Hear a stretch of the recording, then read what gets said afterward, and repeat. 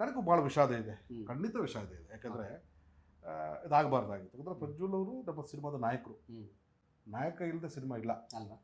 ನಿರ್ದೇಶಕ ಇಲ್ಲದೆ ಸಿನಿಮಾ ಇಲ್ಲ, ನಿರ್ಮಾಪಕ ಇಲ್ಲದೆ ಸಿನಿಮಾ ಸಿನಿಮಾ ಇಲ್ಲ. ಇಲ್ಲ. ಅದು ಸಿನಿಮಾದ ಎಲ್ಲ ಆಧಾರ ಸ್ತಂಭಗಳೇ. ಅವ್ರ ಪ್ರಜ್ವಲ್ ದೇವರಾಜ್ ಅವರು ಖಂಡಿತ ಶ್ರಮ ಇದೆ. ಹ್ಮ್.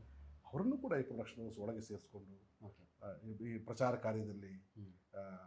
ಅವರನ್ನು ಕೂಡ ಬಳಸ್ಕೊಂಡು ಅವರು ಕೂಡ ಬಂದು ಹ್ಮ್.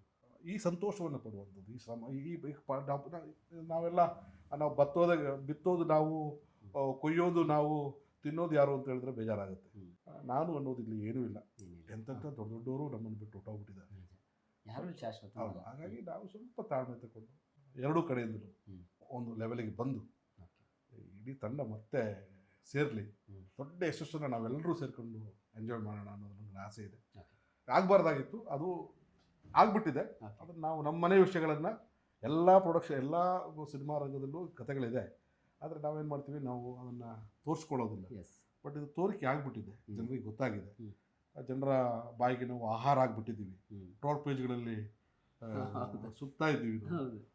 ಇದು ಒಳ್ಳೆ ಸಿನಿಮಾಗೆ ಇದು ಬೇಕಾಗಿಲ್ಲ. ಬೇಕಾಗಿಲ್ಲ. ಅವರಿಬ್ಬರು ಒಳ್ಳೆತನ ಇದೆ, ಹ್ಮ್. ಬಟ್ ಯಾರಾದರೂ ಒಬ್ರು ಹಿರಿಯರು ಬೇಕು. ಈಗ ನಾನು ಅಂಬರೀಷ್ ಅವರನ್ನು ಭಾಳ ನೆನೆಸ್ಕೊತೀನಿ. ಹ್ಮ್. ಈ ಸಂದರ್ಭದಲ್ಲಿ ಅವ್ರು ಇದ್ದಿದ್ರೆ, ಏಯ್ ಬರ್ರ